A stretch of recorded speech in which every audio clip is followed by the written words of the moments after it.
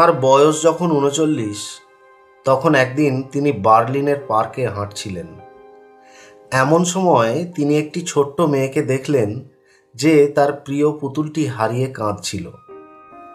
সেই মেয়েটি এবং কাফকা দুজনে মিলে খুব খুঁজলেন হারিয়ে যাওয়া পুতুলটিকে, কিন্তু তা কোথাও খুঁজে পাওয়া গেল না। কাফকা মেয়েটিকে পরের দিন আবার সেখানে আসতে বললেন।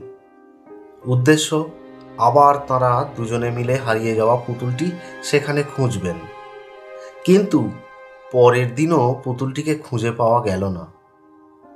তখন কাফকা ছোট্ট মেয়েটিকে একটি চিঠি দিলেন আর বললেন, এই চিঠিটি তোমার হারিয়ে যাওয়া পুতুলের লেখা। সে চিঠিতে লেখা ছিল, দয়া করে তুমি কেঁদো না, আমি পৃথিবী দেখতে বেরিয়েছি। আমি আমার রোমাঞ্চকর ভ্রমণ কাহিনী তোমাকে নিয়মিত লিখে জানাবো। এভাবেই শুরু হয়েছিল একটি গল্পের, যা চলেছিল কাফকার মৃত্যু পর্যন্ত। ছোট্ট মেয়েটির সঙ্গে কাফকার নিয়মিত দেখা হতো, আর যখনই দেখা হতো তখনই কাফকা একটি চিঠি দিতেন মেয়েটিকে। বলতেন সেই একই কথা, চিঠিটি তার হারিয়ে যাওয়া পুতুলের লেখা, এবং পড়ে শোনাতেন তার প্রিয় পুতুলের বিশ্বভ্রমণের রোমাঞ্চকর সব বর্ণনা খুব যত্নের সাথে, যে বর্ণনাগুলো মেয়েটিকে ভীষণ আনন্দ দিত। এর কিছুদিন পর একদিন কাফকা একটি পুতুল কিনলেন এবং মেয়েটিকে দিলেন। বললেন, এই নাও তোমার হারিয়ে যাওয়া সেই পুতুল।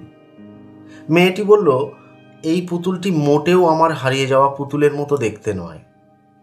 কাফকা তখন মেয়েটিকে আরও একটা চিঠি দিলেন, যেটাতে তার প্রিয় পুতুলটি তাকে লিখেছে, ভ্রমণ করতে করতে আমি অনেক পাল্টে গিয়েছি। ছোট্ট মেয়েটি তখন নতুন পুতুলটিকে বুকের সাথে জড়িয়ে ধরল এবং অপার আনন্দে ভাসল। এর 1 বছর পরে কাফকা মারা যান। বহু বছর বাদে সেই ছোট্ট মেয়েটি যখন অনেক বড় হয়ে গেছে, তখন সে সেই পুতুলটির ভিতরে একটি ছোট্ট চিঠি পায়। কাফকার সই করা ছোট্ট সে চিঠিতে লেখা ছিল, everything you love will probably be lost, but in the end love will return in another way. Franz Kafka ছিলেন একজন চেক নভেলিস্ট, যিনি বহু ছোট গল্প ও উপন্যাস লিখেছেন জার্মান ভাষায়। 1883 সালে চেকোস্লোভাকিয়ার প্রাগ শহরে